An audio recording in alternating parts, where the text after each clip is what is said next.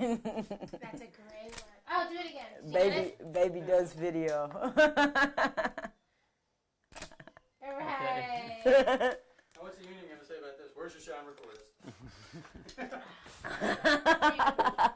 Okay. I have a question, George. Yeah. It's a little off the beaten path. Yeah. Is that Do it okay? like that. We're wrong. Yeah. Let me just go focus on her. Okay.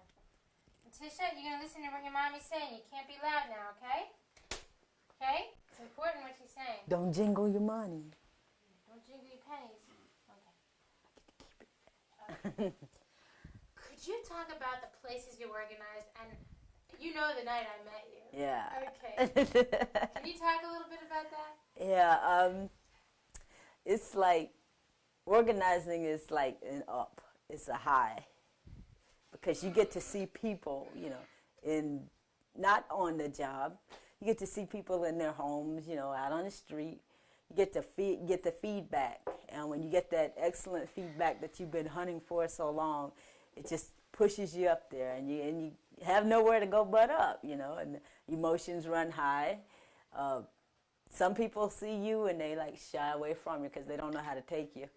But when people accept you and they want to listen to what you're doing, it gives you that's what keeps you going and keeps you going until it's all through. Now, be specific. I want to hear you say something, like sometimes we ought to organize here, sometimes we ought to organize here.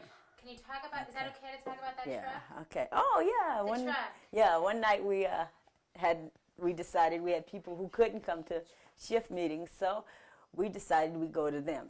So myself and Mary, we loaded a van that was headed for Statesville, and there were people on there, and they like, I don't know anything about a union. Can you please tell me? We just want to know. The trip was from 45 minutes long, but it wasn't long enough because they didn't have enough time to get all their questions answered. And, I was like running over with the information, and Mary was like, well, you can do it on your own, then I don't have to go with you anymore. And it feels good just to enlighten people when they come at you. Okay, but what I want you to say is, talk about the nighttime. It felt kind of surreptitious to me. Okay. Was it secret, sort of? Well, it felt like you were behind enemy lines. You were doing something the company didn't want you to do anyway, and it wasn't against the law.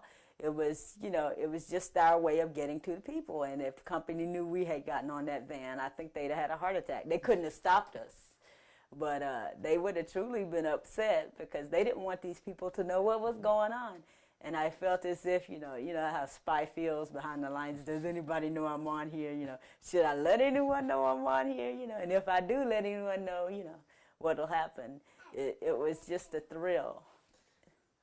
Okay, it's always been this very powerful image with it's at night. Yeah. And it's just these, the headlights. Yeah. And I knew you were on that truck because I was right behind you. And I couldn't imagine what kind of question, if they were frightened or what kind of questions they were asking you. Yeah. And what that what that level of fear might have been about.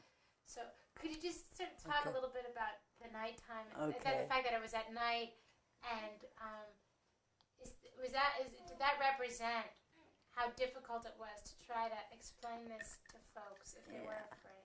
Okay, the end of shift is 11 p.m. It's dark out, and you wonder, hey, they already know you're going to be on it. The driver of the van knew because we asked her permission. But when we got on, we didn't know what we would get. I'm sorry, could you start again and explain what the van is? Okay. These women live really far away from the mill, right? And this is a company-sponsored, company van, isn't it? No, this is a personal vehicle. Okay, then we should know that because I was getting the impression this was a company vehicle. No, see? okay. Okay. Okay. But if you could frame it for us in terms of it's difficult to do in terms of the challenge of organizing. Okay. It's 11 p.m. the end of shift, and we're trying to reach people who haven't been able to come to shift meetings. They ride a van that's owned by this lady that I work with. She provides transportation for people who live far out of town, away from the mill, but they work there. The people on this van are just like me. The only thing is they just ride it together. And when we got on, we didn't know. I didn't know whether they would they were all black. And the organizer that was with me, she's an excellent lady, but, I didn't know if they would accept her being on the van with me. So she started asking the questions, and they, wouldn't say much, except for, little things that they had heard. And then they asked the question, what would we get out of this union? And I told them it's just what we want if we are willing to work for it. To organize on a van in the middle of the night going many miles away, just to know you have one ride back, it's sort of strange. Even though I was born around these parts, it's still strange, You see the image of night riders or, and you don't know whether your ride home is going to find you or if somebody's going to stop them or what. And just to get to your destination and get the information across to the people who, you're trying to reach. That was the only thing that kept your mind, kept my mind away from whatever imminent danger there could have been. Cloak of night riding is sort of energizing. Has there been any or much physical threats in all your organizing? As far as physical threats, I've had none. I've had people who walk up to me and tell me I don't like union people. But I say I'm not a union person. I'm just a person who wants to fight for my rights. And then when they realize, hey, that's what the word union means, to fight for what you need and to stand up together, then the dislike sort of dissolves. But in the light of company, when you're around company property and you're on your job, people don't really show outward because they're afraid that, hey, they'll be labeled as a union person. Now, way back yonder, for example, in the Laurie mill, they fought unions very hard. And for example, they had a group called the 100 Mean Men, literally, who were their enforcers and their spies and so forth. Is there anything like that now? We had a no committee formed. It was supposed to have been run by company workers against the union workers. But we know through all that was generated in that campaign to say no, and all the T-shirts cost money. I don't care where you buy them. All the shirts that were distributed, practically every employee, even management wore one, had at least one, and were asked to wear them every day. That's as far as we could say committee-like, no, but you know who you can talk to and who you can't. People who are like, that they're on their way up. Maybe a worker who might want to be a supervisor. That worker could be just the same as I, but her goals may shoot higher. She wants to work for company, she has to stand up for company. That's the kind of person that you have to be wary of. And you after a while being around it, you know who you can trust and who you can't. And even though they're management level, you know what you can tell them and what you can't, because you know that they're for company and they're going to be for company to keep their job. Now, so there's not the physical threat that there was back in the 30s, but there's another kind of much more sophisticated kind of opposition. Maybe you could describe that. Okay. And just say that we don't have physical threat so much, but. Okay. We don't have physical threat as far as bodily injury or anything. But we did have one incident in the parking lot. We had some cars that were vandalized. Company put up a poster stating that they would give a $500 reward for information leading to who may have vandalized the cars. It was on a day that we had other union workers from other Fieldcrest plants come down, and they came to show their solidarity with us. Before we knew that they got on those buses at 3:15. We knew that they were out of town by 3:30, but the vandalism was reported the next day and said that it took place at night. So, it left that question in everyone's minds. Hey, did they bring the union workers in to vandalize the cars? But if you put it together, and you have one grain of intelligence, it may have been a setup, because no one's ever come forward with information. Security has never picked up on any clues as to who may have done it. And the posters far and few between now, but you may see one or two. The threat now is of your livelihood, of your job. With this economy as tight as it is, no one wants to lose their job, because no one, once you lose it, you don't know where you're going to end up.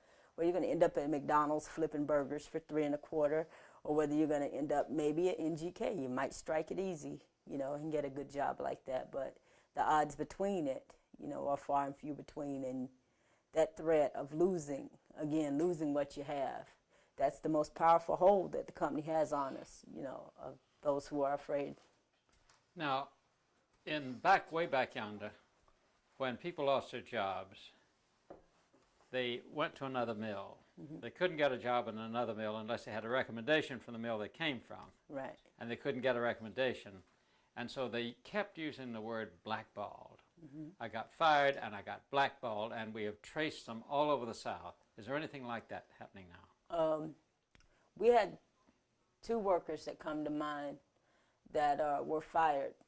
One was fired the night of the election. The other was fired the night he came in. He was on leave. He came in to vote, and they fired him. They look for jobs everywhere, but there are none. It's like the market is dried up as far as they're concerned. The mills around here, they hang very close. Fieldcrest will not give recommendation to be hired by anyone, no matter what your situation was for leaving them. But in their situation, I feel that one was a working boss man. I mean, he had the highest credentials. He had never gotten written up in 25 years of being in the plant, but he can't get a job anywhere else, So it's still around. Blackballing still happens. They just don't call those terms anymore. And people don't look that close at it. They just say, well, he lost his job, too bad,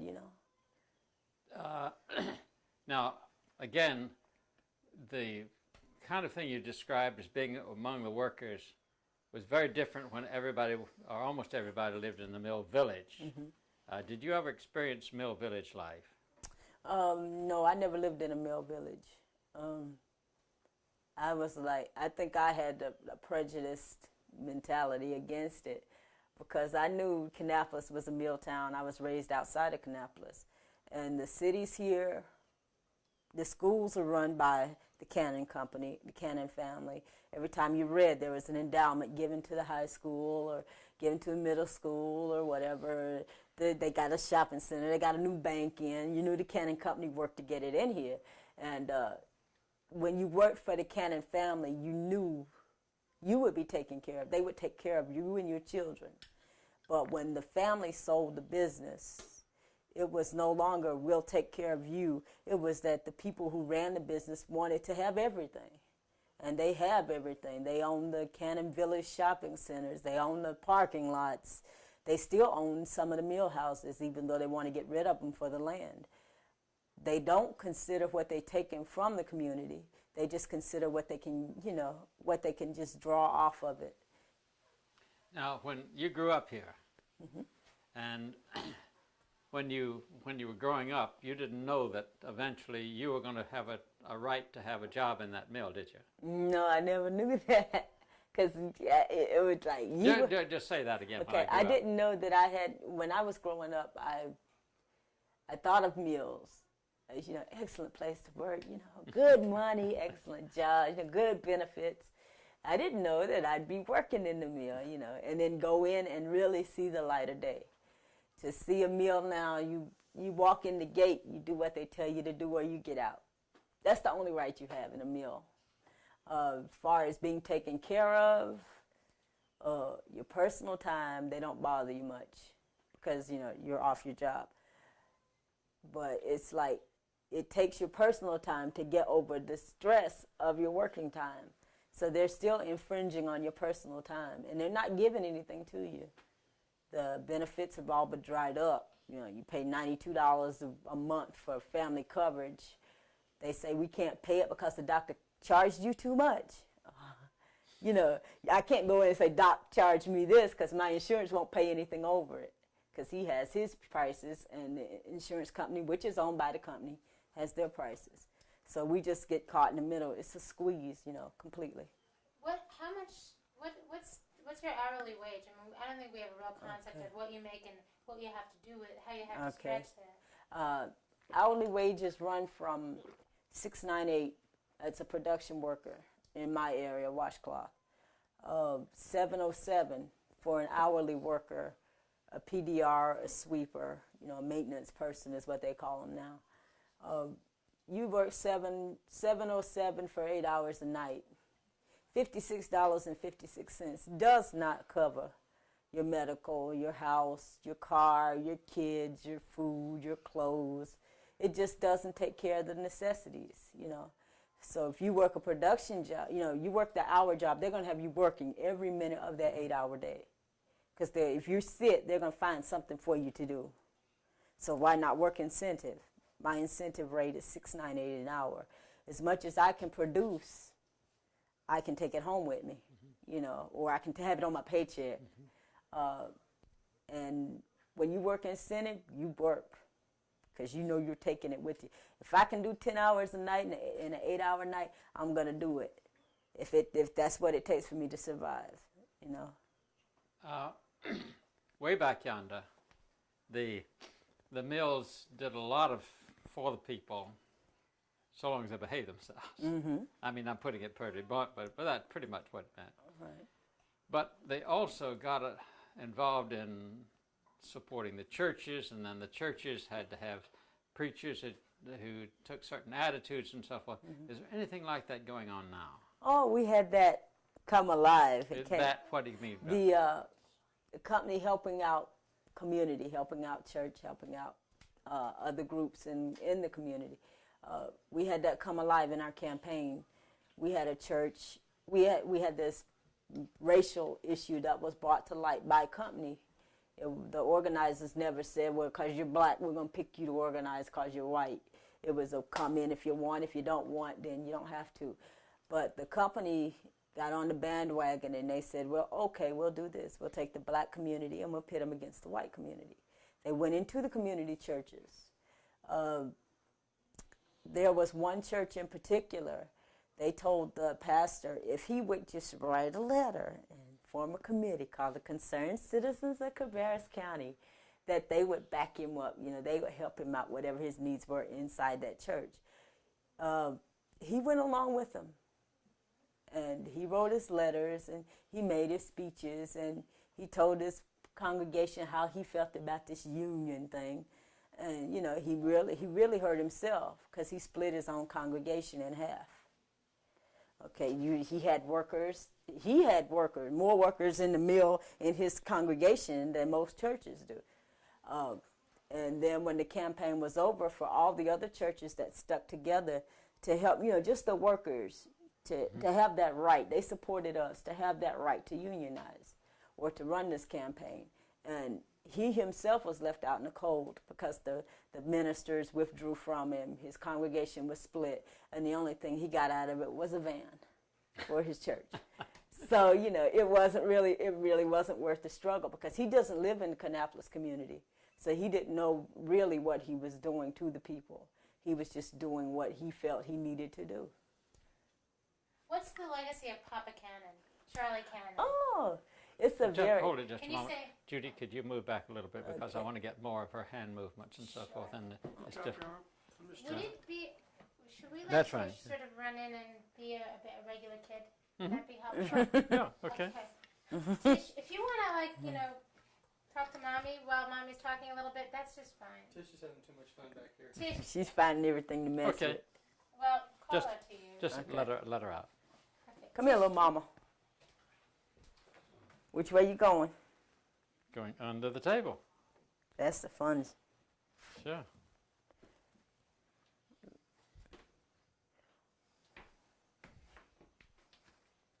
Okay. Now. Oh, you won't be right here by me? Yeah, okay. Okay, that's fine. Okay. Now. Okay. The Cannon legacy was very great on the Kannapolis community. They helped with not only the churches, and they not only helped build the Y, they still now give endowments to areas they feel that need it. They still care for the community, even though the mill does not belong to the family anymore. We know that they're going to be there as long as they have the means. You know, we know that the Cannon family will stand behind whatever they feel, you know, that this community needs. As far as the other legacies that were left, it's like a rape. You know, with Murdoch, who was the owner after the Cannon family, he just came in and he sold mills, he took jobs, he stole the pension, which hurt most people here, you know, and he didn't have to stand behind and see the ruins he left, because he's a absentee landlord for buildings, for parking lots, you know, for other businesses, and that's all he is. Now, it's interesting to me to compare a community where, for whatever reason, there was a strong feeling of paternalism, and you see that here. Mm-hmm. You see good houses, you see strong, come here, Mama, some schools, you see all this kind of thing, mm-hmm. And then when that disappears and an absentee landlord comes in, and I like to use that word, you see something else. Mm-hmm. Could you just talk about that? Okay. When an absentee landlord is in control, you know that, one, that's his property, whatever it may be, a building, a lot, a business. The only thing you get from that is maybe some commerce. Some other businesses may come in because he's here. But as far as the upkeep on the property, on the businesses, it's like it just falls to ruin, because all he wants is the profits that come out of it. And that's all he's going to put in. Anything he can put in, he doesn't put in where he's going to know nothing's coming back. He only puts in where he can take out. And then after he found out that the company wasn't running as well as it should have run, he sold it off. And he sold it to the Fieldcrest company. And they in turn are like nightmare compared to Murdoch. You know, he was at least interested in the assets that were coming out of the company. But with Fieldcrest, they want to change everything. They want to change the way you do your job. They want to change the way you report for your sick leave. They change the way you do your insurance. They change. It's just a total turnover. And people who aren't used to dealing with paperwork, they're not used to dealing with increased insurance costs and nobody's paying their bills, and all they see is their credit going downhill, you know, they feel hurt. And then when they say, well, management's in, well, talk to management is the thing now. We talk to management and we still get the same answers we got before. You know, I'll see what I can do. It's not helping you get your bills paid, and it's not helping you to get your problems solved. It's just helping you to get them away from you so that they don't have to answer any more questions. Now, what about politics? The unions, in the past, many of the mills, as we've been told people how to vote, and they got very much interested in local politics, and the sheriff particularly, because the sheriff protected the mills and so forth and so on. Is anything like that going on, and if so, what can the union do about it? As far as politics for this area, it's like attacking a man's intelligence. He doesn't want to be challenged on it. With company, we know if we don't do what company wants, for whatever reason, then we know that we get cut off at the knees, you know, and sometimes just pushed on out the gate. But the Fieldcrest company is not really into our home politics, you know, because all they're interested in is profit, you know, and we see that. They show that to us every day. All they're interested in is profit. Politics, whether we go for the new water lines or the new sewer systems outside the city, they really don't care. It really doesn't matter. So it's a very narrow thing. Yeah, it's very narrow. I said Charlie Cannon before, and your face lit up. What comes to mind when we say Charlie Cannon? When you say Charlie Cannon, you say jobs. You say stability. The Cannon Company had 18 plants just in the Kannapolis and Concord and Salisbury area. We knew with every job there would be a person to do that job, you know, and you didn't go in and work all night and work all night and work all night and come out exhausted. You went in and they expected a reasonable amount of work from you. It wasn't that you went in and just worked and worked and worked and worked, you know, because it wasn't like that. They gave out promotions for safety, you know, that were earnest. After so many hours without injury or without reported accident, you got incentive. And it wasn't ice cream, you know, it wasn't a towel. It was the incentive, and it was that they cared about you. They cared about the worker enough to know that, hey, this man needs health insurance. We'll scout and get him the best we can find, not create our own. That happened. That's what Charlie Cannon, that's what Cannon family means. So would you need a union with Charlie Cannon? With Charlie Cannon, you wouldn't need a union. You wouldn't even want one? No. Because with Charlie Cannon, the job I have now, I would have my set work, I would have my set rate. Orders come in, or orders don't come in. He's still going to work me. He may not work me 6 and 7 days when the orders all pile up, but he'll work me 5 days. He'll work me 5 8-hour days. And I won't have to worry about the 12-hour shift. And I won't have to worry about the Saturday and the Sunday, even though the overtime is nice. It was there if you wanted it. And you could train anywhere. You could learn any job inside that, in any meal. But now you're like, if you move from one job to another now, you learn the job, you stay there, and you're bored for the rest of your life, unless you take the chance of moving out of the plant or moving out of the area. Then you take the chance of being bumped out, because when layoffs come, last hired, first fired. Now, and what he did in the 30s that this town doesn't seem to know about. Tell me. I'm always wanting to know. Okay. Well, I just have a wait, but before you do that, Okay. How do you know about this about Mr. Cannon? Because you didn't work for him, did you? No, I didn't work for him, but I have.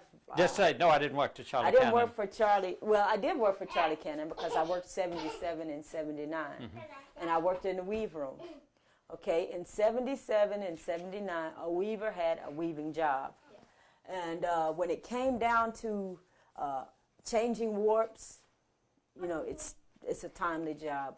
It's a heavy job.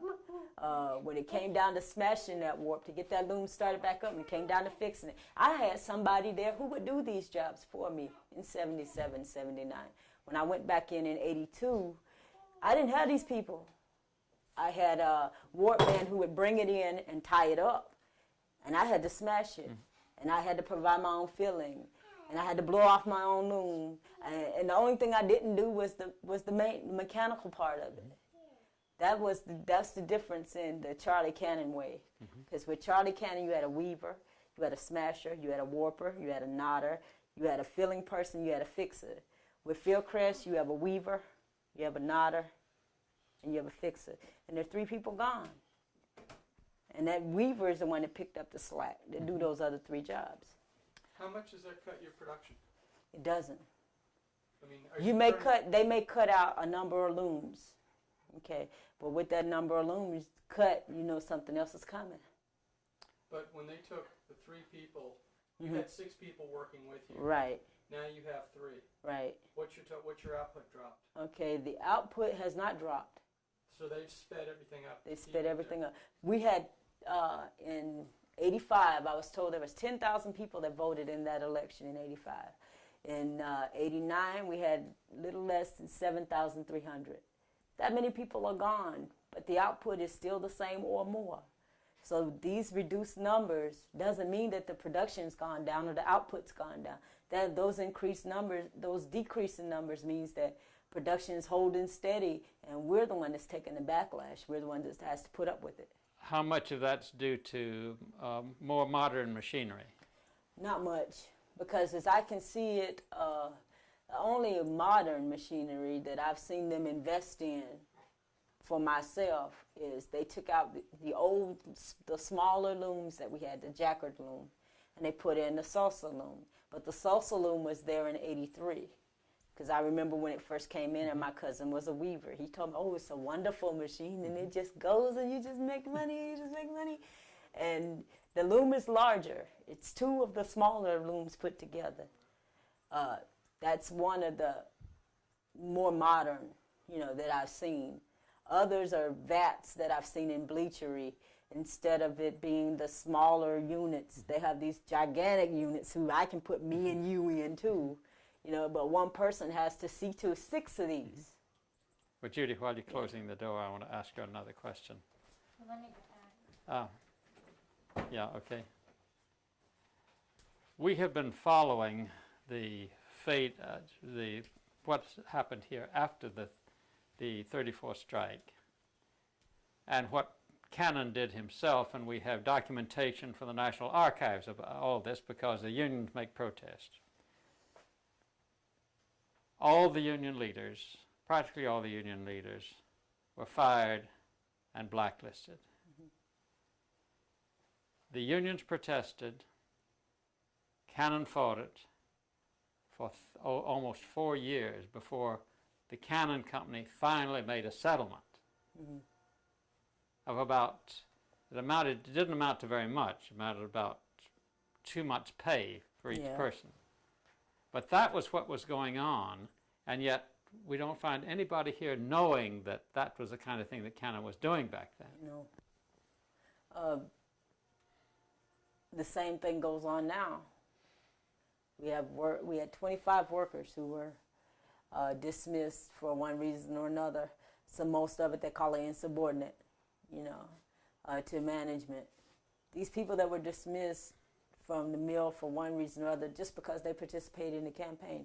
I did more than they did during the campaign. I feel that, what I did, none of them did less than. But why am I still in the mill, and why are they out? Okay,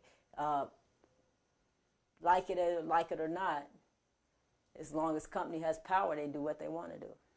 Now, it's interesting that Cannon was doing exactly the same thing back in the 30s, and nobody here seems to know about it. All they know is what a wonderful guy Papa Cannon was. Why? Because just explaining that. Okay, Papa Cannon had a Southern mentality of, we do not air our dirty laundry in public.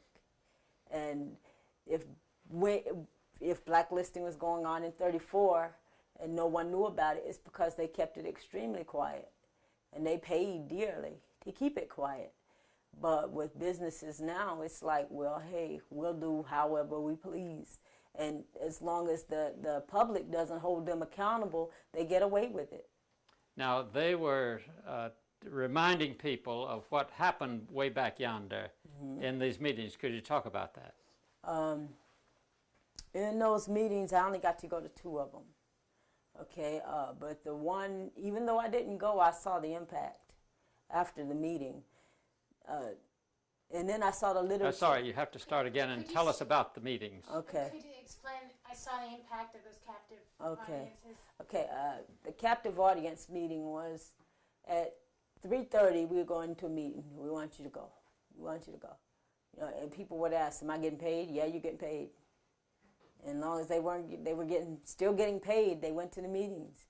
And it was hard to see how they could still go and still suck up the garbage that was being given to them. But all they felt was, hey, I'm still getting paid, so I'll just go to the meeting and I won't make any fuss. And the impact of those meetings was fear, the kind that you don't want to look at in the light of day. What kind of garbage? The garbage of the unions coming in and the plants going out. Gates are going to be locked, jobs are going to be gone. We're going to go to Mexico, we're going overseas, you're going to lose your job. You get into the union, they're connected with the mafia. Somebody's going to get hurt. And then the next thing we heard, strikes. You're going to be shut out. They're going to make you, Act 2 is going to make you go to the streets. You're going to lose your job, and we can bring anybody in here to take your job we want. And the impact of that meeting that focused on strike, it was to see a person go in with an indifferent opinion or trying not to show which side they were on. To see them go in that meeting with that feeling and then come out and hear and just to see, They didn't want to discuss it. They didn't want to talk to you. They wouldn't even come, and a lot of them came back to me after meetings, but they wouldn't come to me. And I, just did not have didn't know why, because I wasn't in the meeting, But as time progressed and I find out, it was the most violent part that they could show. They picked the worst parts of all strikes from anywhere. And they showed this to these people being beaten, people losing their automobiles and baseball bats, and people attacking gates, and it was just terrible.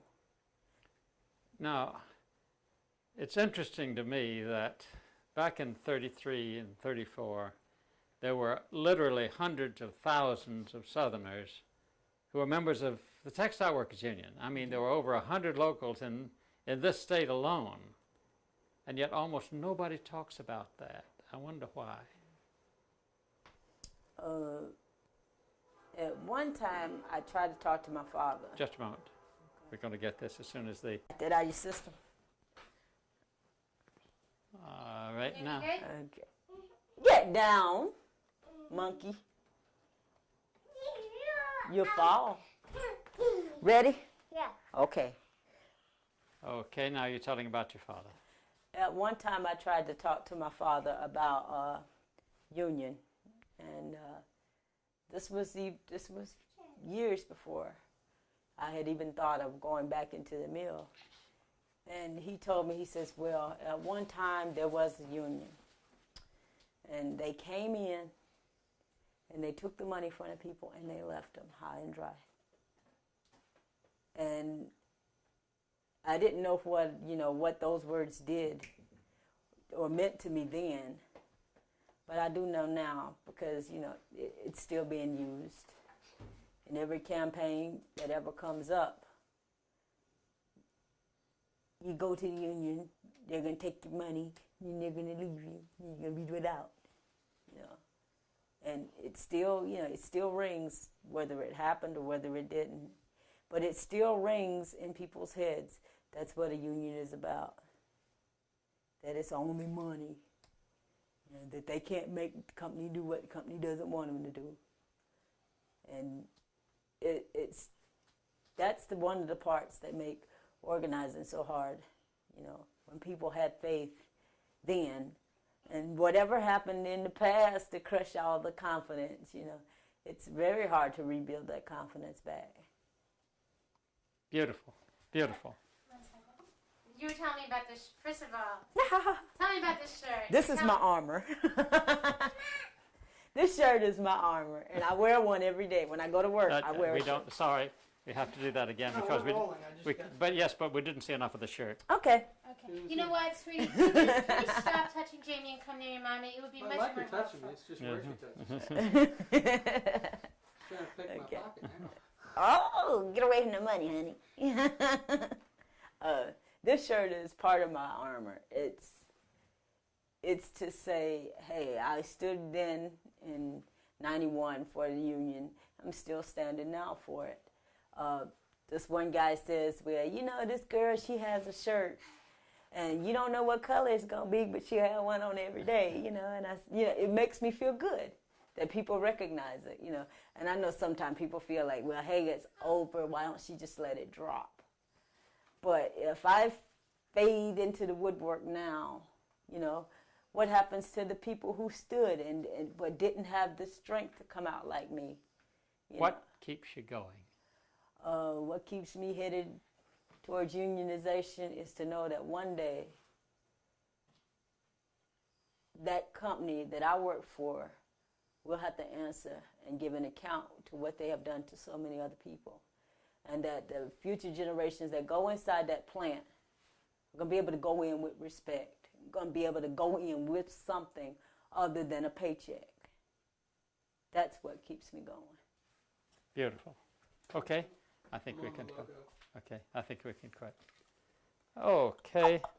Laurie, what is the worst thing that you have seen in the last year in terms of intimidation? intimidation in terms of people just being turned around? When they pick one employee and they isolate it, and they say, look at that girl over there. She's pretty, you want to be like her? She doesn't have anybody to talk to. She don't have no friends. And they do that. Because one day my plant manager walked in and I saw him and he saw me and they introduced me to him. I got this wimpy handshake. You know, come on, be real. You don't want to know who I am because you already know. You know, and he's like puts on this fake smile. And he tells my supervisor, you watch her. Watch every move she makes. I want to know about it. And my supervisor says, okay, boss. And I say, well, hey, she's been watching me. The one before her's been watching me. You can come on out and all y'all can watch and the company can go haywire. Is your supervisor black? No, she's a white lady. I had a man during the campaign, and he was one of these, I'll do what the company wants me to do so I can keep my job. He didn't go much further beyond that. But this lady that I have now, she went through and she told her Hispanic, Laotian, and other workers, got their interpreter and said, you won't vote for them, we're taking your green card. You can't vote in this election, you're not an American citizen. And she did things like this. But this is her position. She is a minister's wife.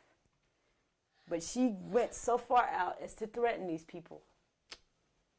So she's bought and paid for. She's bought and paid for completely. You know, but she and I don't really talk. I guess she's afraid I'm going to mention the U word. Okay, great. Okay, let's wrap. Thanks a lot. Cynthia, tell these people what you think has been the most effective means the company has used to get people afraid.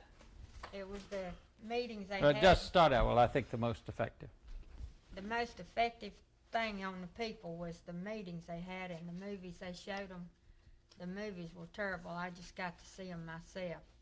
And it was actually making fun of the workers, making them look like dumb hicks. And the movie about the strike is what bothered me the most.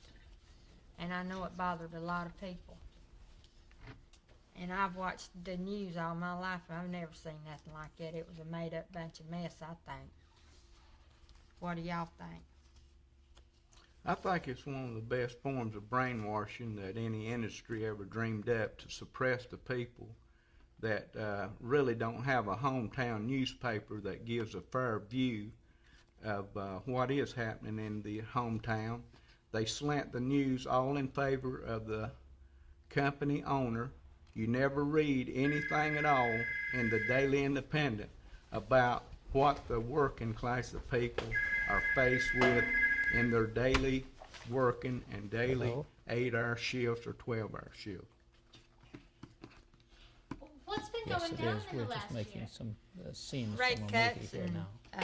More the stretch outs. Yes, she is. Basically the No, same. 1 second. Why don't we let Mary just take this a phone call? If you slip around a little bit.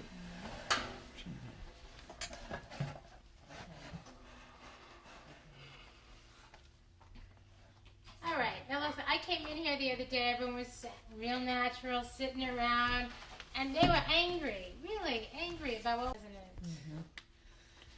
And that's one of the things that we're trying to understand is how that kind of fear is perpetuated and where it comes from. And The fear comes from generation to generation. It's born in them and bred in them, and it's passed from generation to generation. Well, to me, since, I'm an outsider, to me, this is just like, and y'all probably heard me say this, it's like a plantation. Mm-hmm. And, this We're the big slaves. company is, the master, and the workers inside that plant is just slaves. And people it's been, like you say, passed down from generation to generation, and people don't know any better. They want better, I think, now. But I think that one of the things during, this campaign and this year after the campaign is the retaliation. the firings and people, you know, still have got in their mind about the plant closings. And if they do speak out, you know, the master's going to come down on them, the supervisors and everything, and you're going to lose your job. And that's what we hear, you know. I can't speak out because I'm going to lose my job. No, you know. And we've had people come in here that's been fired since then. And you say, well, did you speak out during the election? Did you say anything? Oh, no, said they told me that if I did, I'd be fired. And I asked them, where are you sitting at now? You're fired. That's right. And, you know, it's just this, it's fear that, you know, you don't know how to get it out of people. Because right. people never know from one day to the next where they're going to have a job or not with this company. But yet, they're afraid to speak up and say, you're doing us wrong. They'll come down here and tell us, you know, and we'll get phone calls. I just want you to know how dirty the company is. You know, well, will you participate? Will you, you know, oh no, if I do that, they'll fire me. And it's That's just right. amazing that there's that much fear in this town like Well, there is. in one of the movies that I saw, they brought up Charlie Cannon.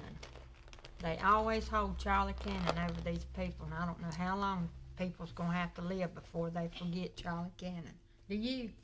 No, it's really amazing the type of brainwashing that has went on in these movies. And see, Charlie Cannon basically started this fear because he made people, yeah, you know, Charlie gave them a job.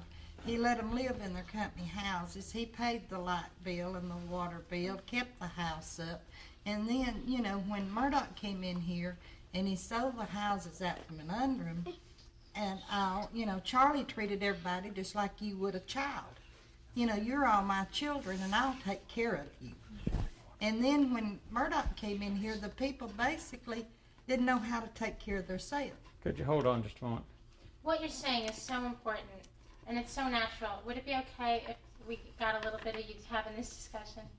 Since you're in it already, Mary.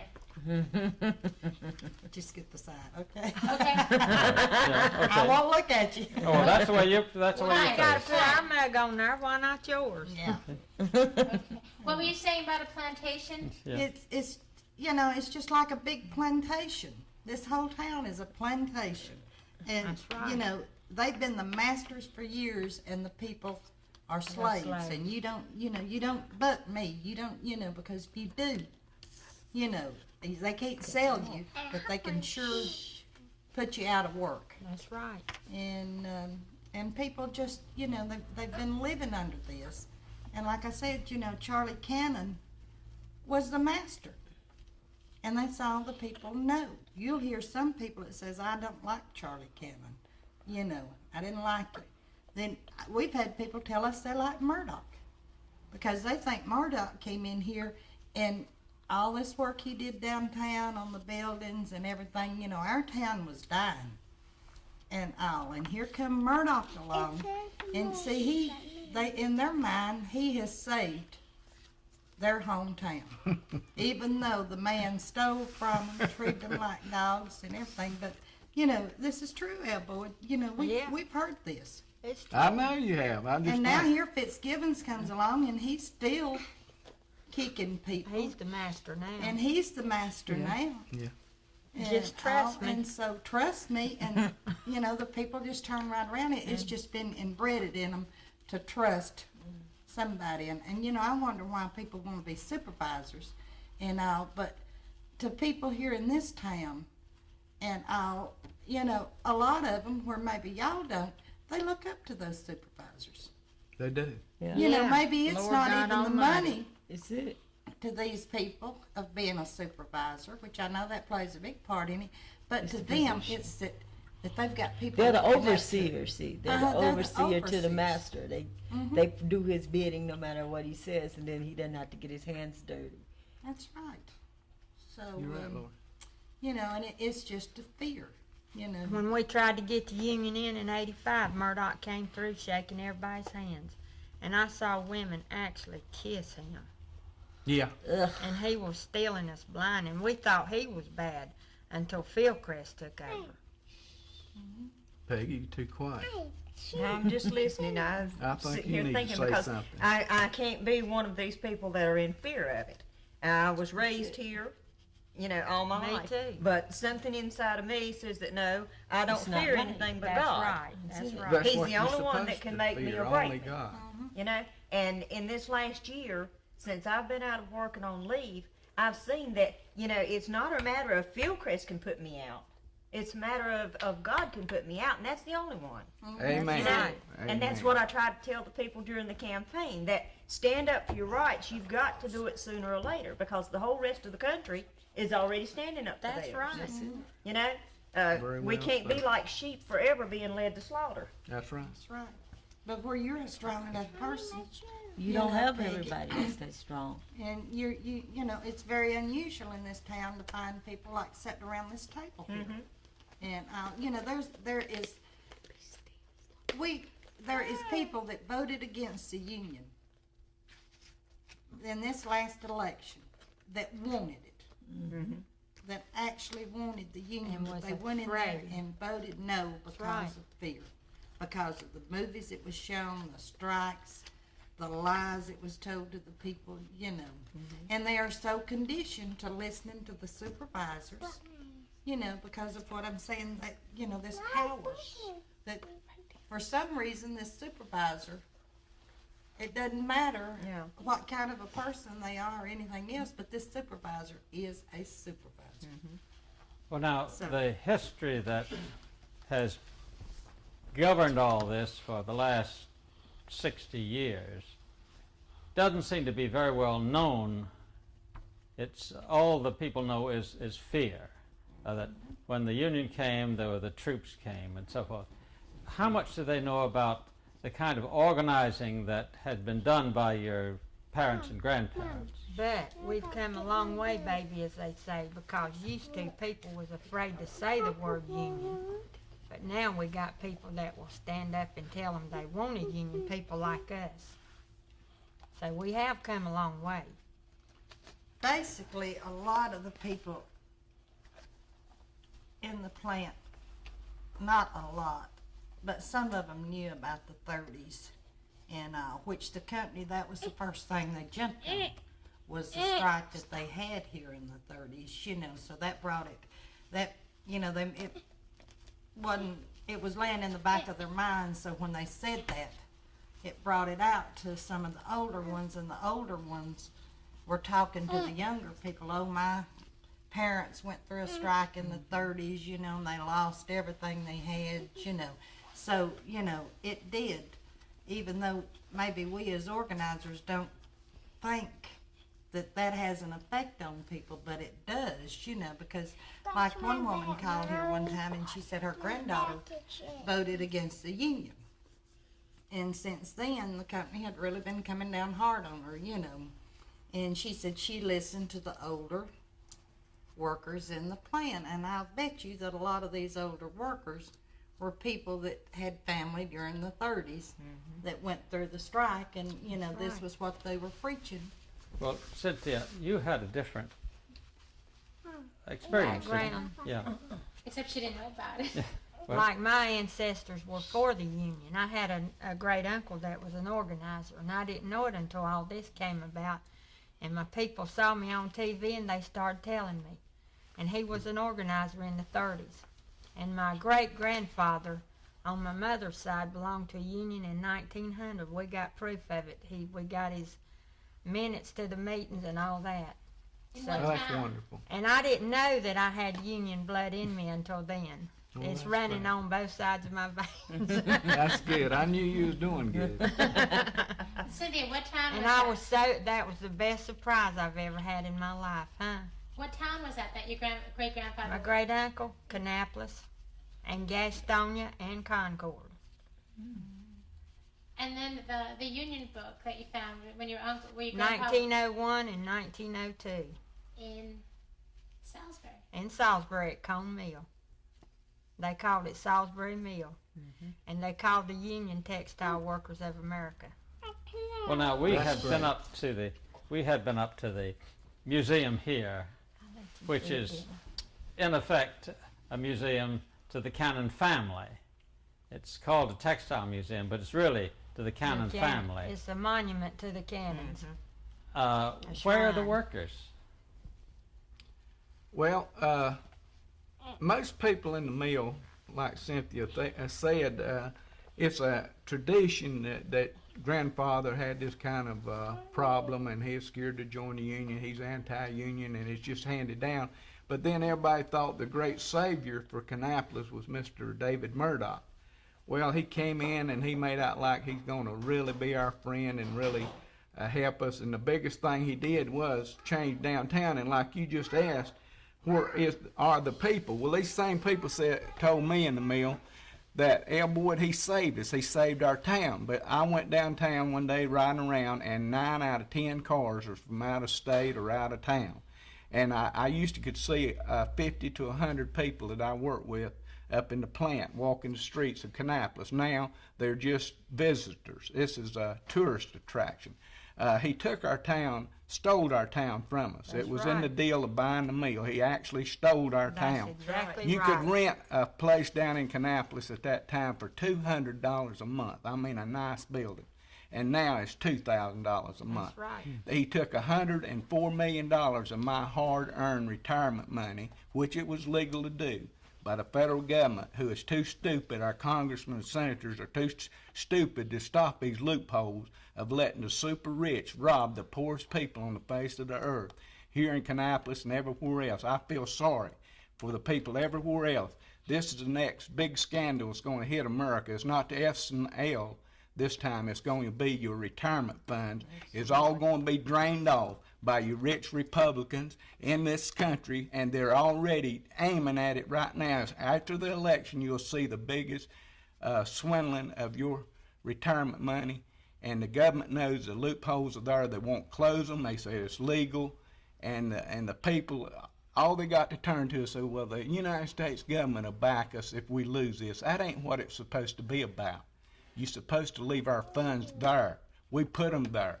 He ran off with $104 million, took $39 million in his pocket legally, and how much more illegally we'll never know.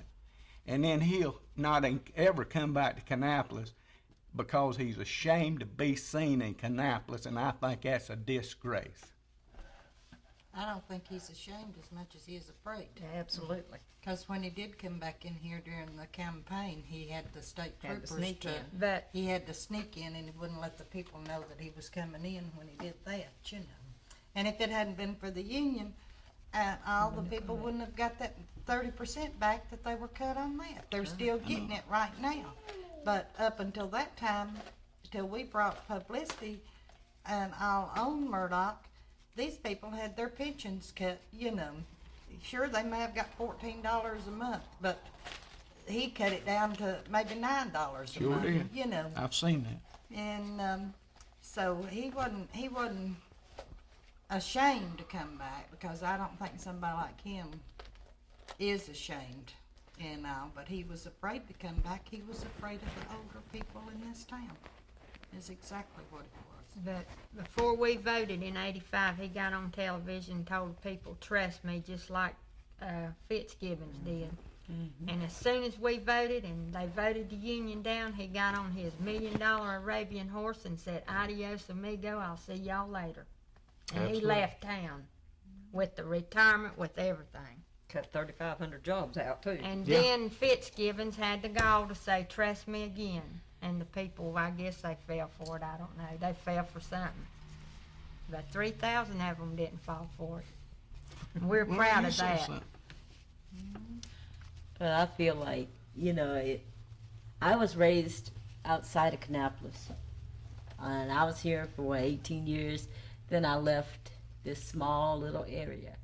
And I saw some other part of the country. And I saw a place, I'm not talking about paradise, but I saw a place where I could work and I could be treated like a person. And I had my rights to disagree with the boss man and not get fired. When you're exposed to another type of lifestyle and then you come back to this mentality, it blows your mind that it is still here. Mm-hmm. Mm-hmm. That we're still living before the Emancipation Proclamation was signed. That's right. That's right. We Because still slavery is living still in in that effect time. here. Cynthia, you say you got to go. Tell us your last words. Well, I'd just like to say to the people that did vote yes that I'm proud of them. I'm very proud of them after I saw the tapes that the company showed them. And I wish that the other people would just realize that they don't have to be afraid. And that's it. I got to go to work.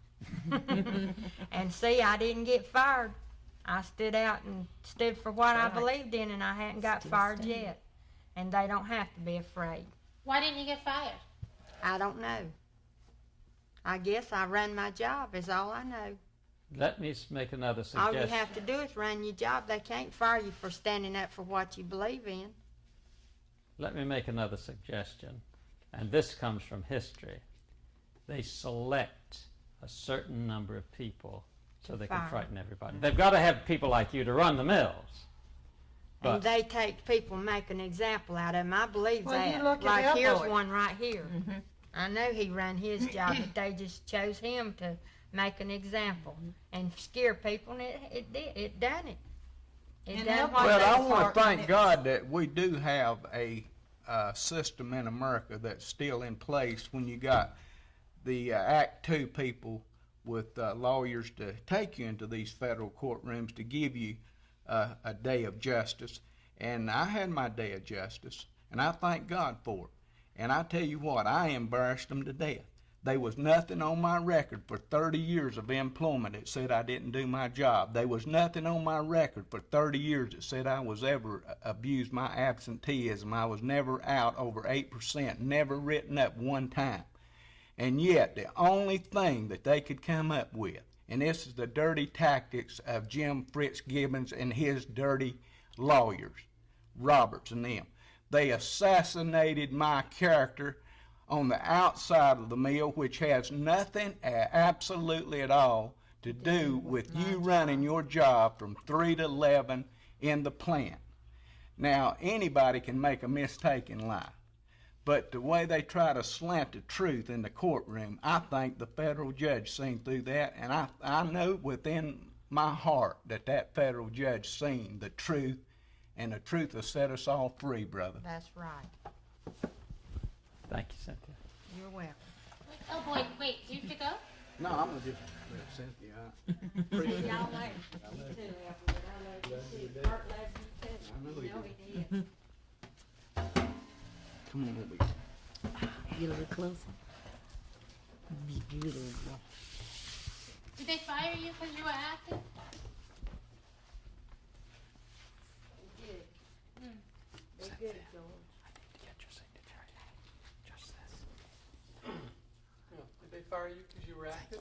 Yes, my supervisor at that time kept warning me personally, and he would threaten me different ways about if you don't straighten up, you're going to lose your job. So I was smart enough, and I thank God, I give God the credit for this, because I was really just another textile worker, believed their lies for years and years. But then it was like God come down upon me and said I had to do this. I'm not that much of a Christian person, but if God picks you to do something, like when Saul was on the way to Damascus, he picked him. And he was not a righteous man, but he picked him to do something. And I feel like God picked me to help these people get out of the poverty situation here in Kannapolis that I know that they're in. And I got sisters that worked there 50 years that draw like $18 a month. 2 sisters put over 100 years in with Fieldcrest Cannon, draw less than $50 a month. Now you show me any kind of justice in that, and I think that's a sin. But I was fired to plant fear in people. I was fired on election day last August the 21st. And my boss man said that we'll get you and we'll embarrass you, and they did. They rode me out like Jim Baker. It was shameful. They rode me out in a limo with 2 plain policemen. They had 4 other whackanuts standing back, hiding like I was some kind of criminal, an enemy that they wasn't sure of how he was going to act. I was told that I was a snake in the grass because I believed in my constitutional right that the United States government told me I had. I had 4 brothers in World War II. I and another brother served after the war. Yet I came back here, and like Laurie said, after you've seen the other parts of the world, and you come back here and you see that they still suppress you. They wouldn't let my best buddy go to the movie. They wouldn't let me go to that movie. They told him, and he served, his name is Ernest Alexander. He served in Vietnam, he served in Saudi Arabia, and his girlfriend served in that wartime situation there. And yet they were told they couldn't go to see this movie. Now, why would you be, if you are an American, why would you be suppressed from seeing a movie? Right. I mean, why can't you have the right to go see that movie? The company movie. The movies that we just witnessed here this morning. Okay. Just say they wouldn't let him go see the company movies. Well, we weren't allowed and given the constitutional right to go see a company movie.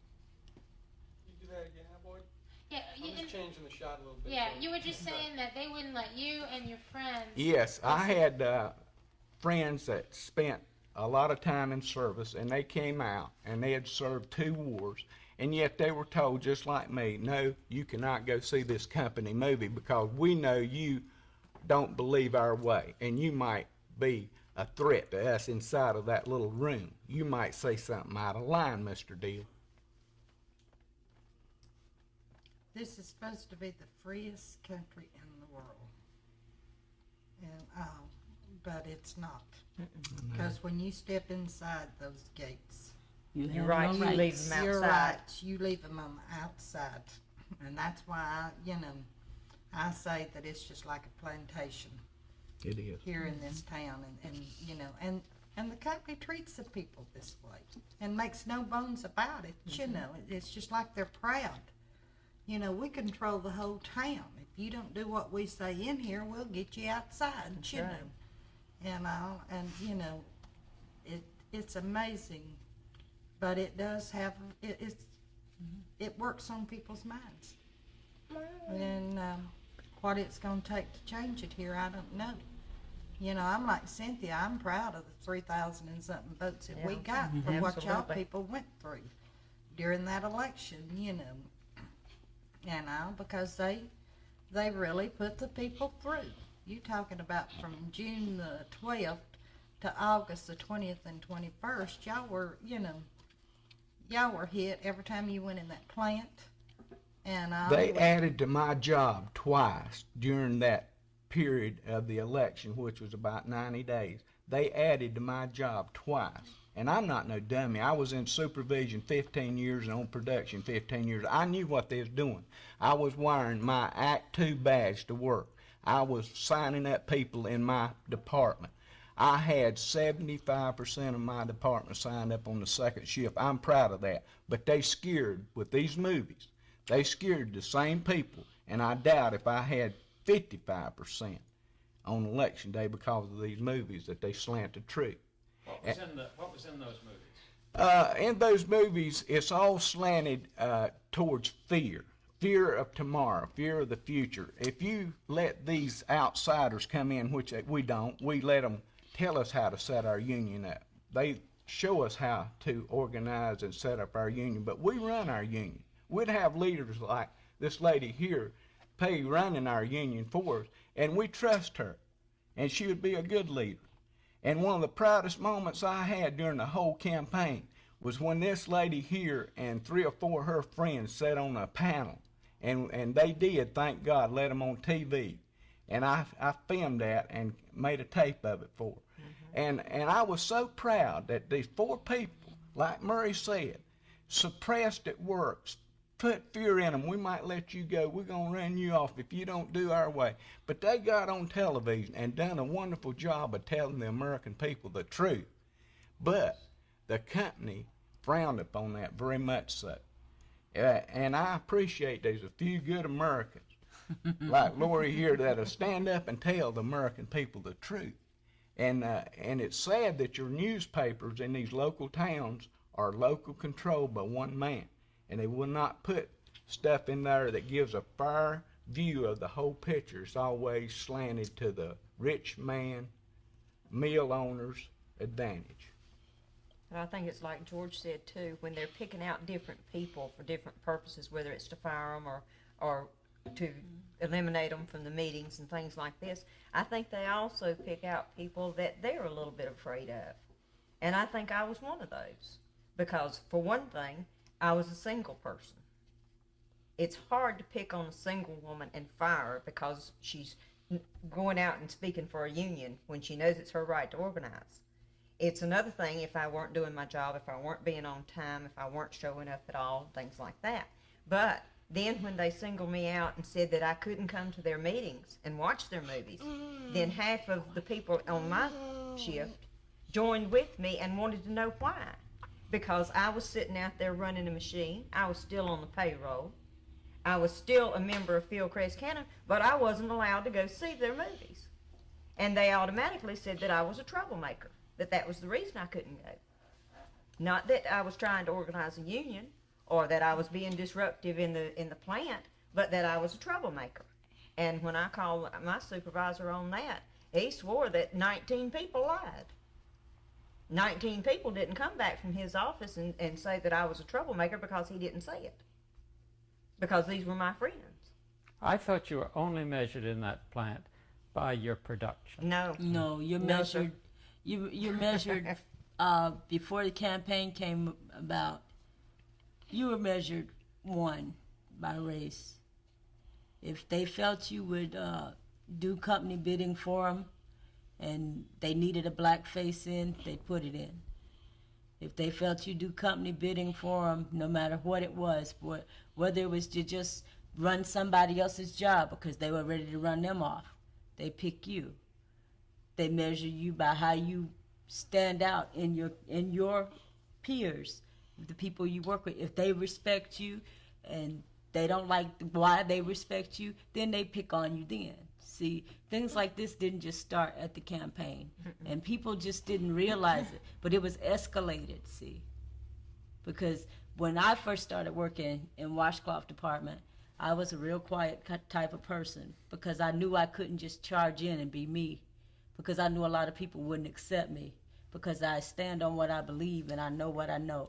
And as it's been said once before, I have but one man to fear. That's my Creator, my God. That's right.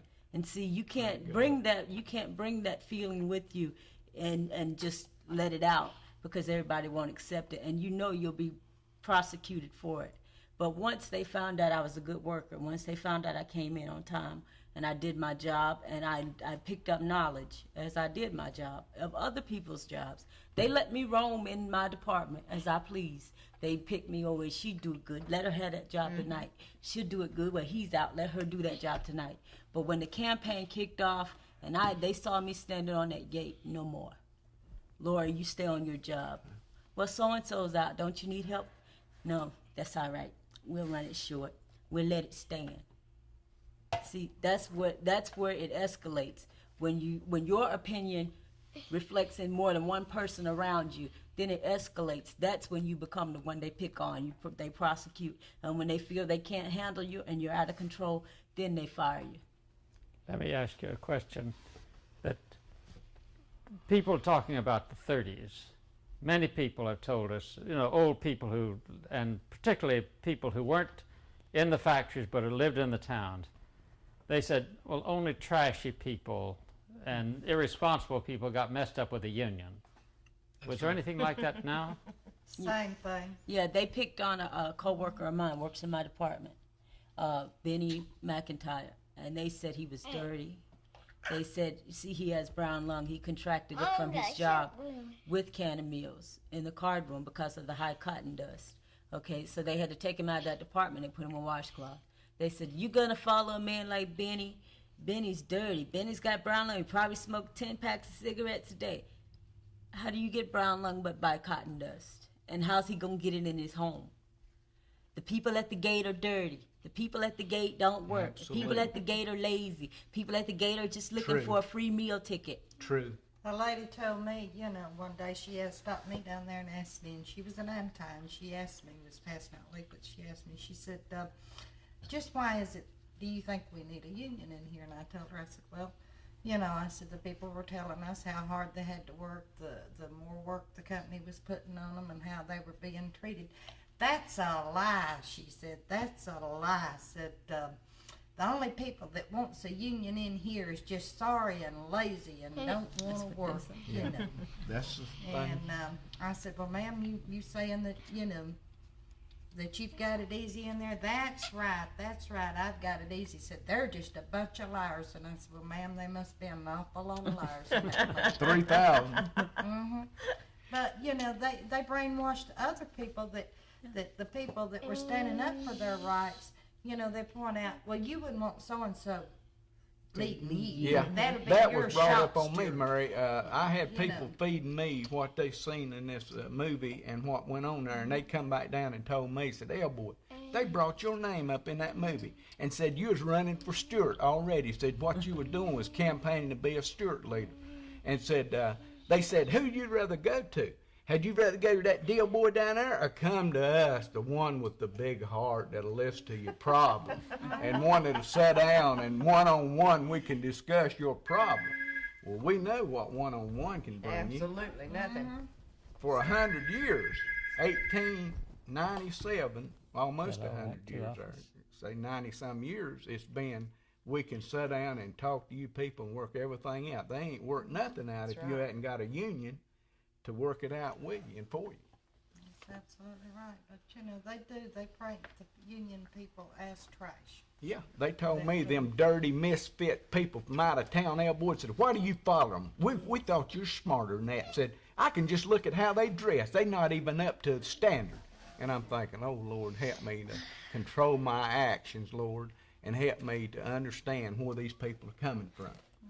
Because like Peggy said, I got enough common sense, and I thank God for it, to know what the Constitution of the United States says. And I thank God that I know most of it. But it goes back a lot of it to your politicians too. And you know, ignorance of the American public. You know, they people didn't realize what y'all people had to go through with in that plant. You know, a lot of people in this country don't realize that. And then when you know, all they see about unions is what they see on TV. If there's a strike here, there's a strike there. They don't see, you know, all the good that the union has done. It's just like you know, you see what the bad teenagers do, but you don't see what the good teenagers do. And you know, and they just print us as outlaws and hoodlums and this fear, and you know, inside the plant, you just have to work in it. And until the American public will wake up as to what's going on out there, and we can get some politicians that realize what workers in these plants had to go through. You know, y'all shouldn't have had to go through an election like y'all went through. They broke every law in the land as far as the labor laws in this election, and they knew they were breaking them, but they knew that when they were found guilty, that all they're going to have to do is to post a notice on the board saying, we broke the law, we did this, we did that. We need some teeth in the labor laws that says, Mr. Fitzgibbons, if you get up there and you break the law, you're going to pay a fine of $1 million. You know, and we need politicians that's willing to stand behind the workers in this country and see that we do get justice. You know, because that's all we want. We've got an election going on right now, you know, and we've got a guy standing up there saying this free trade bill is going to add jobs to this country. Well, we all know better. That's right. And then, you know, they use that against the workers here in this country. Well, if you don't do what I want you to do, we'll move our plant to Mexico. And, you know, they're just adding more fear to people. And I think, you know, that the American people are going to have to wake up as to what is actually really going on in these workplaces out here today. That's where I'm like Elwood. I thank God there's a few of us that will stand up and try to tell these people that are asleep, you know, what needs to be done. That's right. Because if we don't get more of us, then we're not going to get anywhere. That's right. And we've already reverted back to the 50s. We're getting paid less than what we were then. We're reverting back to the 30s. Yeah. Exactly what the people went out on the nationwide strike for in the 30s is exactly what is happening today. But a company now that has progressed 60 years and is paying us less than they were 20 years ago, that's ridiculous. Mm-hmm. But is it just about pay? No, it's not about pay. No. It's about your pride and your respect for yourself. You know, a person, you've got to have respect to get up every morning. When you look in that mirror, you've got to respect that person that's looking back at you. And how some of these people can just throw everything out the window and get up and look at that person every day and say, oh, you're a great guy, is beyond me. Because if I don't stand up and speak for what I think's right, then I can see somebody kill Mary out here in the street and just walk on by and never say a word. That's right. You know, and it gets down to that matter. This is the same thing. They're killing us. And they're doing it on a slow 12-hour day basis. But they're doing it nevertheless. Murder's murder. It doesn't matter how you do it.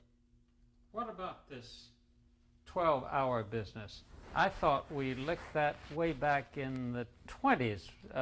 Certainly by 33, the 12-hour day was ruled out in the mills, and it hasn't come back until recently. What about that? Well, it's come back in Fieldcrest, and not many of the people like it. Just say the 12-hour day. The 12-hour day has come back to Fieldcrest. And I think eventually they'll get it in all the plants. I don't think they'll waste much time now.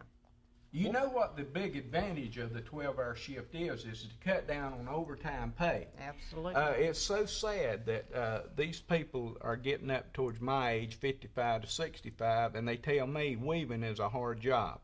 And that's the ones that seem to be the first to go on your 12-hour shifts. Well, I meet these people every day, and they tell me, Elwood, I don't think I'm going to be able to make it till I'm 65, so this 12-hour shift's killing me.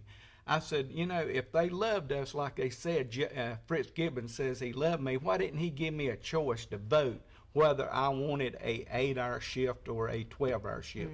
He said, Elwood, I'm not going to be able to make it till I'm 65. I'm going to have to hang my job up. That's what they want. They saving overtime pay, and that's the bottom line, is how we can cut our expenses, not what we can do for the man that's made us rich like we have made them. Now, the big difference, as I see it, You were talking about 12-hour shifts, sir.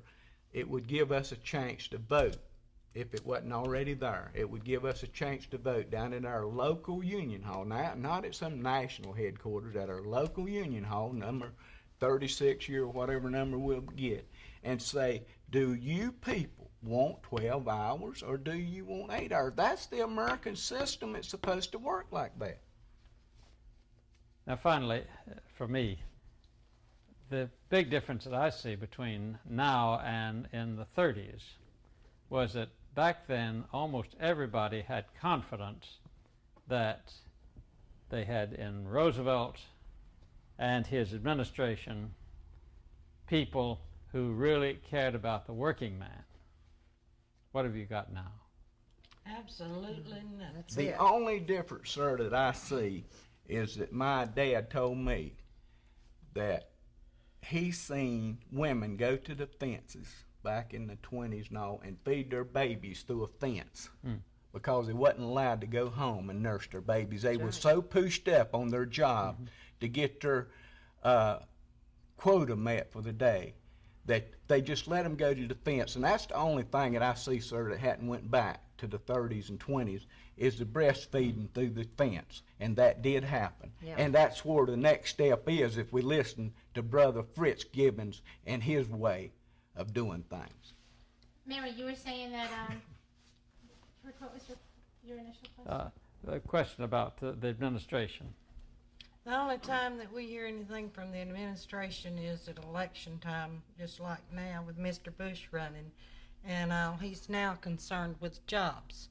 But the way that, in my opinion, the way Mr. Bush is concerned with jobs is he's going to let these companies, you know, they can move overseas and take people's job. And it's putting the American people more in this fear that they're having to live with now, you know, because all you hear is your plant, we'll close your plant. It's a fear that these big corporations have over the workers. You know, you come in here and you better do what I say do. You know, you better forget a union. You better forget having any rights whatsoever. yeah, we'll put the 12-hour shifts in. We'll do whatever we want to y'all people, because if you don't let us, we'll take this plant and we'll move it. And the laws are such that these giant corporations can do this, and not only the giant corporations. And, you know, and I feel sorry for the Mexican people, too, because our government and their government is exploiting them. And what it's basically doing is turning the American people. They don't want to show their anger at the bosses and the companies, so they're showing it at the Mexican people when they're being exploited too. They're down there treating them, paying them 50 cents an hour. They're not giving them any rights whatsoever down there either. They're having to live in shanty towns, no water, no sewage. They'll go out and get a drum that they've had chemicals in and use it for water and all to have these jobs here that our American companies are going down there and they're depriving us. And they're depriving these people too, and they can see the supervision that goes with them. They live on the American side of the border in these fine homes and drive over every morning. When they get through the product, they can bring it back into this country, you know, and they're making a huge profit. And the people of this, of America and Mexico are suffering. And how, you know, a man can stand up unless he lives in his little glass house up there, you know, and he's got no concept. And all he is thinking about is making his rich friends richer. The strange things to me, though, is that in the last 3 summers, I've found very, very few people who have any feeling of bitterness towards the people who own the industries and build these big houses they see around town. Mm-hmm. They may have anger at their second hand, their supervisor, but it doesn't seem to go any further up. That's it. I'm and just see, baffled as long about as that. they can pit the American people against the Mexican people, you know, yeah, we've got anger, but our anger should be at the ones causing it. Not the ones, you know, because they're affected just like we are. The Mexican workers are, you know, they're being exploited just like we are. But instead of the American people, all you can hear is the Mexicans are taking our jobs. It's not the Mexicans that are taking our job. It's these big corporations that's moving their plant across the border. And that's where the anger should be. And that's where the revolt should be, is against this. And the only way that, you know, if the people will register and get out and vote, you know what they're voting for. Don't let Mr. Bush get on TV and say, this free trade bill is going to bring in jobs to this country, and believe the man. Study it, and then you'll know. And place your anger on him. Well, even the people that are here from Mexico, even though they may live in shanties there, if you go around Kannapolis and look, they're living in shanties here because they're living in mobile homes that don't have doors and windows on them. The flies are eating them up, or their children are just mosquito bitten to the word go. They don't have enough money, even though they're working for Fieldcrest, to take the children to the doctor, or they're not on the insurance plans or something, you know, so they really haven't gotten any better. But yet Fieldcrest will tell them, well, if you vote for a union, then we're going to deport you.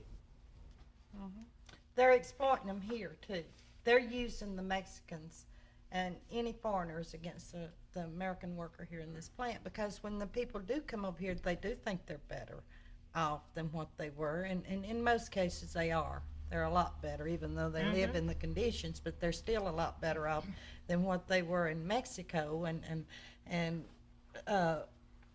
Cambodia, you know, and all. And so, you know, then in the plant, you know, these people will go in there and they can't speak English, a lot of them. And they, you know, they want their family hired if they can get them over here. So the company uses that. You get out there, you work hard, you don't stop, you show the other workers up. And then when your brother comes up here, we'll hire him, your sister. So, we're being exploited everywhere in the world. That's right. It sounds like the way they used to get the workers from the mountains to come down to the mill villages. Absolutely. That's exactly what it's all it is. And this is going back like you say. I mean, we're not progressing in this country. We're regressing. Right. We're going back to what caused the nationwide strike. Because there's still homes in this town right here that do not have running water, that do not have toilets. Absolutely.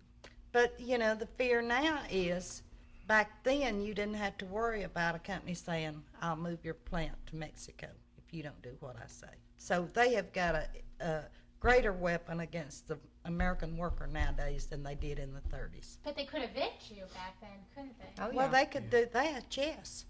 But at least you didn't have to worry that they would take this plant and say, we'll move it over the border. Wait a minute. That's the way a lot of those plants got from the north down to the south. That's right. That's right. They were running away from unions then. Mm-hmm. So the same. Yeah, but it was in the same country. In essence, it's what they're saying. Well, these smart Yankees came down to these dumb Southerners and put them to work. Now we're going to take it to the dumb Mexicans and we're going to turn it around on you. And it really makes the Southern people mad, and I'm a Southerner. Absolutely. Because they've got us pictured. Your giant corporations have got us pictured as we're still barefooted and pregnant. We have our outhouses and all of this, And then when they come down here, and we're proud people, and we are hardworking people. We've got a lot of pride. We want to get out here and work and make a decent wage and all. And they play on that and all. They play, but they still, in their mind, we're still the old ignorant Southerners that will work for nothing. And take anything you take hand 'em. anything you hand 'em. And we have got a forgiving nature. I think it was showed in this campaign that Murdoch get up there and give a speech saying, give me one more chance. 2 weeks later, he sold the plant. Then here, 5 years later, Mr. Fitzgibbons comes along. He gives basically the same speech, give me another chance. And what Murdoch says just flew out the window. Well, now this is Mr. Fitzgibbons. He seems like he's a nice man. And, that's a lot of our philosophy here. You forgive. But how much can we keep on forgiving? Well, 5 years ago, all we heard in this area here was imports of cloth was killing us. Oh, if our government didn't put a clamp and a ceiling on the imports of yardage of goods sent into this country, that the American people were going to lose our job. Well, what fascinates me is the policy that Fitzgibbons and Fieldcrest has got right now is worse than the import of cloth. They are importing people on green cards. I don't know, I've been told by one Mexican that he bought his card. Whether that's true or not, I do not know. But what is the difference between taking my job with an import of people than an import of cloth? To me, it's worse to bring an import of people in here when I'm at the unemployment office every week, and it breaks my heart to see that they hired 20 Mexicans last week, and when I was down there, and only about 3 true-blooded Americans. I'm not against foreigners.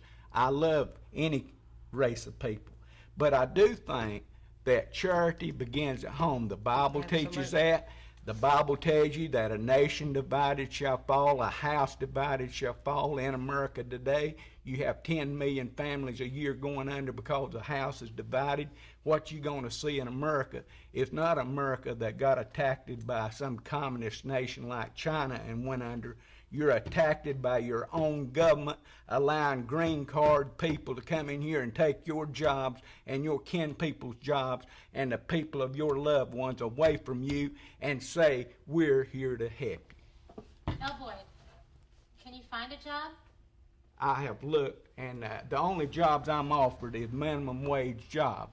And I told them that I was trying to get something closer to what I was used to. I cannot pay my bills on minimum wage, or I can't pay my bills on unemployment salary. I am looking and seeking employment. But let me go back. I'm sorry to interrupt, but let me go back to what Edward was saying. And see, there is some resentment there of the foreigners.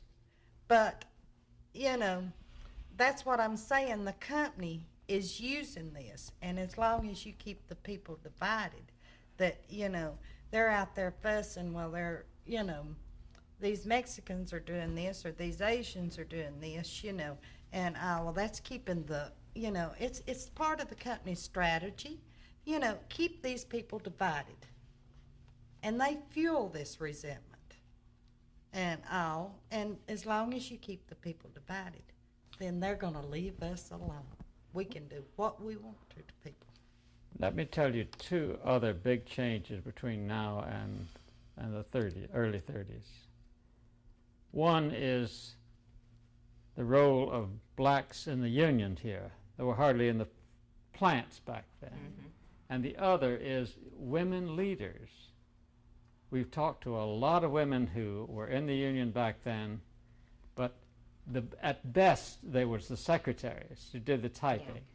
But they didn't, they went out on the picket line, but they never made the speeches. They never talk about those two changes.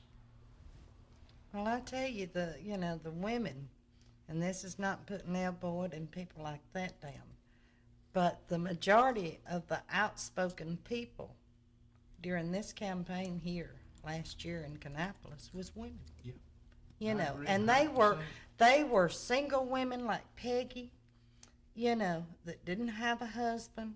Maybe they were widow women, divorcees with kids, and all.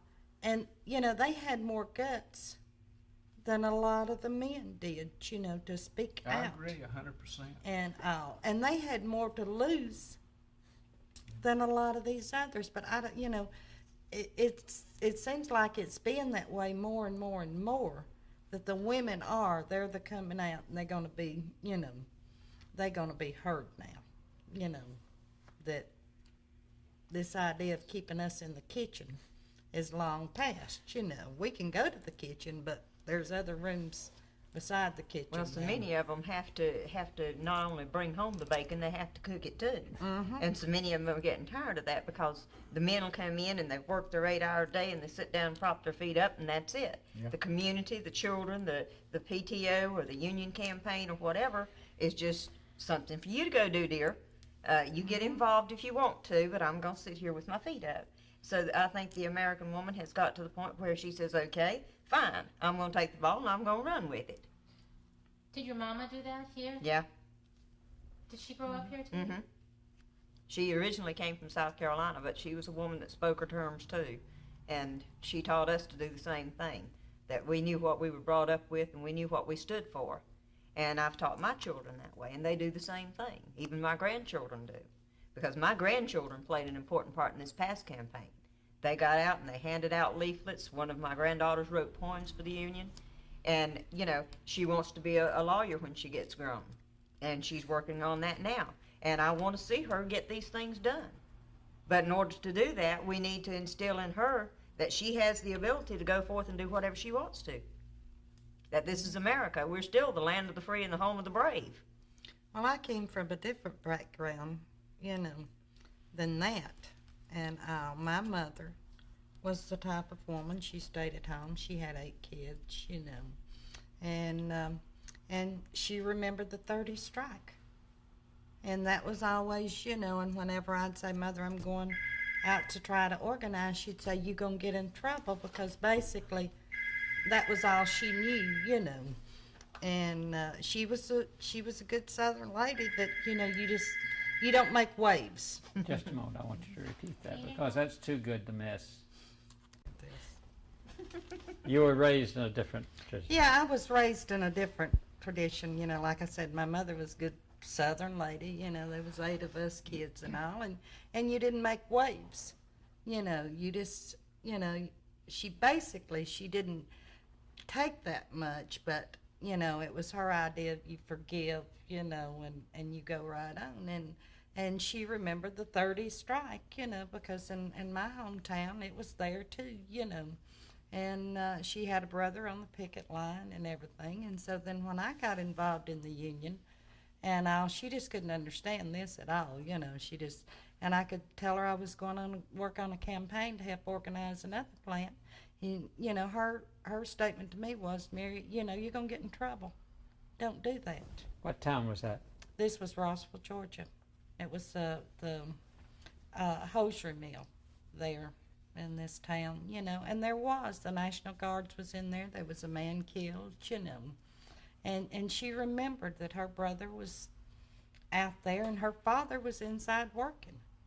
And this is a very small town, smaller than Kannapolis. So, you know, it was just in her mind that this was unions, you know. And I would try to educate Mother that, you know, about the union. And I think, you know, that she finally seen before she passed away that, you know, the union wasn't this big bad booger out there that was going to wreck your whole life, you know, because she seen that I was getting out there doing it and that nothing ever happened to me, which I think basically she wished I hadn't, but, you know. But I think her idea of the union, I think I changed it. And, now, going on to the role of blacks in the union, you know, in the early 30s, very few people, blacks worked in the mills. Those few who did belonged to one of the white supervisors. Literally, you know, they were completely beholden to them. It's changed so much now. Well, you know, I've heard tales that the cannons would take the black women they had here in the plant and take them to their home. They would babysit, you know, cook and all for the cannons and all. And, you know, it has been a big change because I remember when the first black woman that they hired came into my plant.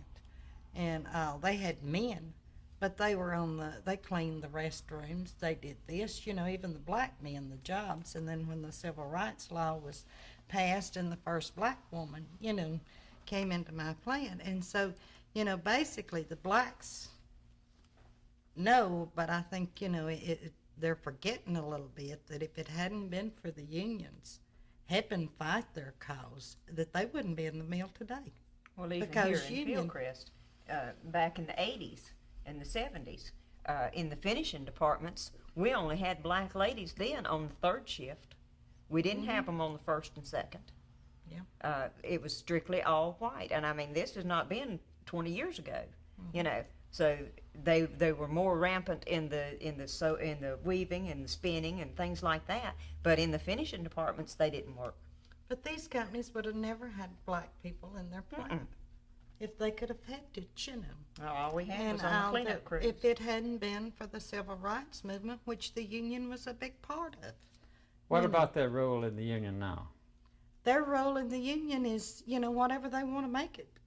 And basically, you know, I know when I first got involved in the union, my company was telling the blacks that we would make them have their own union hall. You know, they'd have to have their own officers and everything. So basically, they didn't want to go through that and all. But it was like anything else. We had to educate them. That, look, hey, you're a part of us. This is what it's all about. You're a worker here. So let's, you know, you come to our union hall. You run for any office just like anybody else can. So it's basically what they want to make it.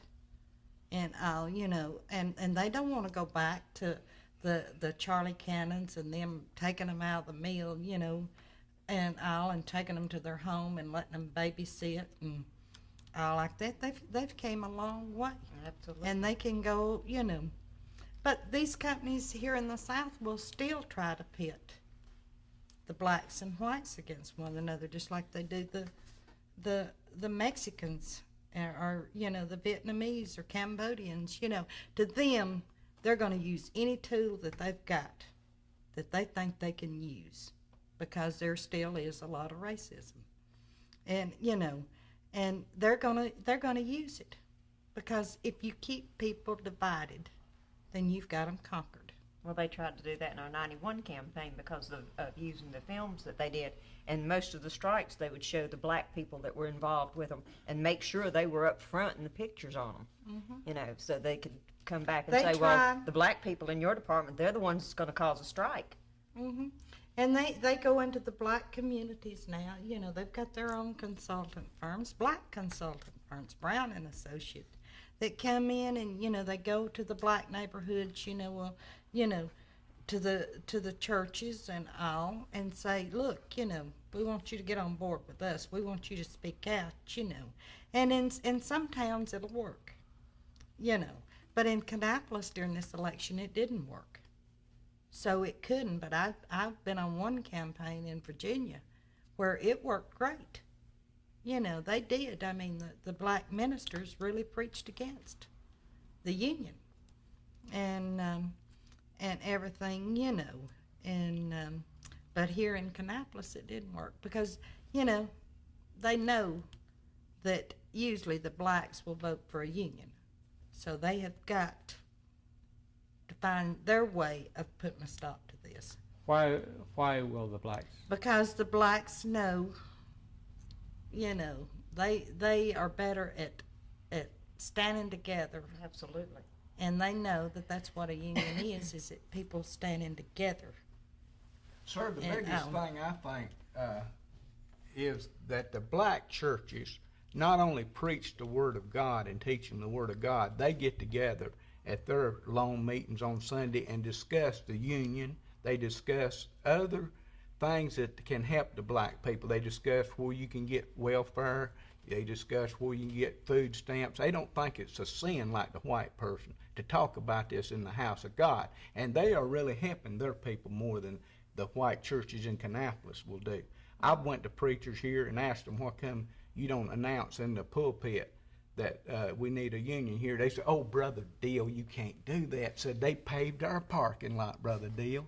And he said, Brother Deal, you can't get involved in that. You might divide the church, and then I'd lose some members, and just think that's 10% here and 10% there. And so I seen what was really happening. And it's a sin that it's happened like it. But the black churches, I thank God, are telling the people the truth about not only the Bible, but the social issues of the day and the things that they can do to help the welfare of their people. Now, when I came to work in Cannon Mills in 1961, I just got out of service. I went and I couldn't believe it. Colored only bathroom.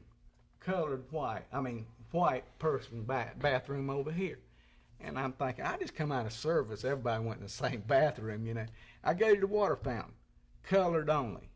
Go over here, white only water fountain. I'm thinking, man, if I hadn't have seen the difference and people are all one family, I wouldn't believe what's happening here.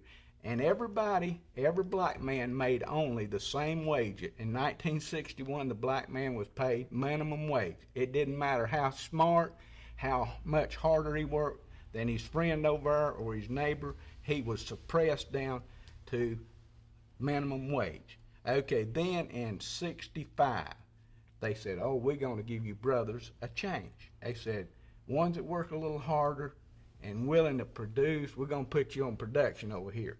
And I've had them same brothers stand back and say, boy, they really messed up. Said, all us brothers were happy and enjoying life and sitting around telling jokes and rattling our chains.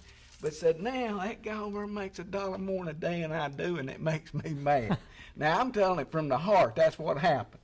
And they thought they wanted the same thing. They thought they wanted the same pay, more pay and all that. But then they got to where they was kind of bickering at each other. They said, well, John over there kissed the boss man, and he got that job that pays $1 more an hour than I make and all that. So I seen a big change there. But I do thank God that in the black churches here in Kannapolis, they not only teach the Word of God, they teach you how to help yourself and help your family. Well, I think Martin Luther King, was the biggest and influence, and which I think a lot of the younger generations of the black are forgetting a lot of that. I think, the parents are, education, and I mean education in the home, and I wasn't educated in the home about a union. I got out and learned about it on my own, but I've got a son that my son's educated about the union, and I think that this is where a lot of it's going to have to come in, you know, that people that are involved in unions are going to have to teach their children and what it's all about. Well, It's their basically- families are so much closer knit than the white people are anyway. And one thing, when they get under oppression, the black people remember that oppression, and they keep talking it and keep talking it. They never let another generation forget where they were. But white people, when they come under oppression, it only lasts for a season, and then they forget about it. They don't remember how hard it was for our mothers and fathers in the 30s to make a living. When my mother went to work in Cannon Mills, she made 10 cents an hour, and she worked 10 hours a day. Yeah. So she made $1 a day, and she kept up 7 children and was a widow. So, I mean, you know, we forget about that oppression that we were under when we had ration stamps in the 40s. I can remember many a time her having to take so many ration stamps to go get a bag of sugar. And we didn't dare waste that sugar, because if we did, she would beat the daylights out of us because we couldn't get any more. And that had to do for everything that she cooked. When we had kerosene to cook the food with, because we had a 4-burner kerosene stove. And some people today wouldn't even know what one looked like. But now, when my brother was sent out to get 5 gallons of kerosene, he better not tarry around. He better come back with that 5 gallons of kerosene, because that cooked for us all week long and kept us warm. You know? Did your mother ever talk about how she dealt with problems in the mill? If she could talk back to her boss? Well, now, like I said, she was an outspoken person. And when she had a problem, she went straight to her boss man and told him. And if he didn't do anything about it, she would tell him, all right, here's your job, I'll go home. For instance, they used to put the women to sweeping in the spinning rooms. And that's where she worked, the #1 spinning. And if they came in and they didn't have enough work to spin all that night, then they would take certain women off and make them sweep that night. And she told them that she wasn't hired as a sweeper, she was hired to spin. So on those nights, she would walk back home, because that was after the bus had already run, and that was the only way to get to work, was either walk or ride that bus.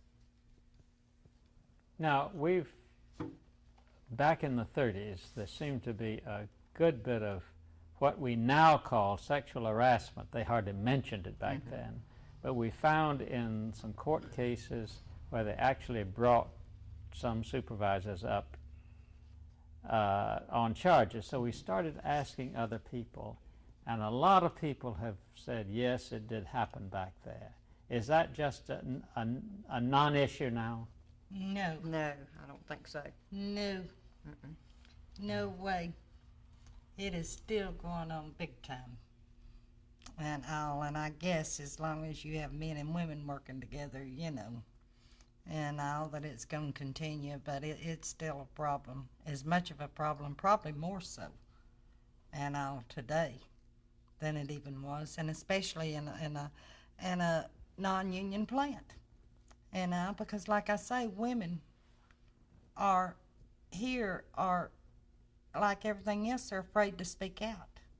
You know, I had one woman tell me that her supervisor, the fixer, wouldn't fix her machine. He told her, he said, well, don't you think if you'd go out with him, that maybe you could get your machine fixed? So, you know, and that's not the only example that I've heard of here. You know, I've heard of people quitting their jobs because they're supervisors. Because if they go higher up, supervisors stick together. And, you know, and it wouldn't do the woman they know that it's not going to do them that much good to go higher up. One case in point in Fieldcrest, a lady that was timekeeper in Grey Goods, she kept having trouble before they put the cameras on top of the mill and everything so they could spy on the parking lots.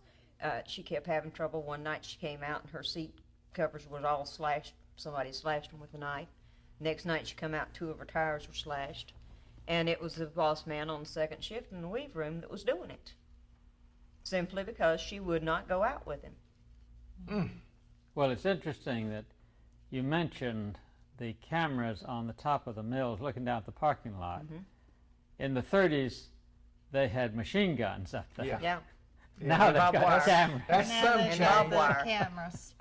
But you can kill a man with words, and movies like they show up there before and during the election. You can kill a person with words, and you can kill them with showing them violence.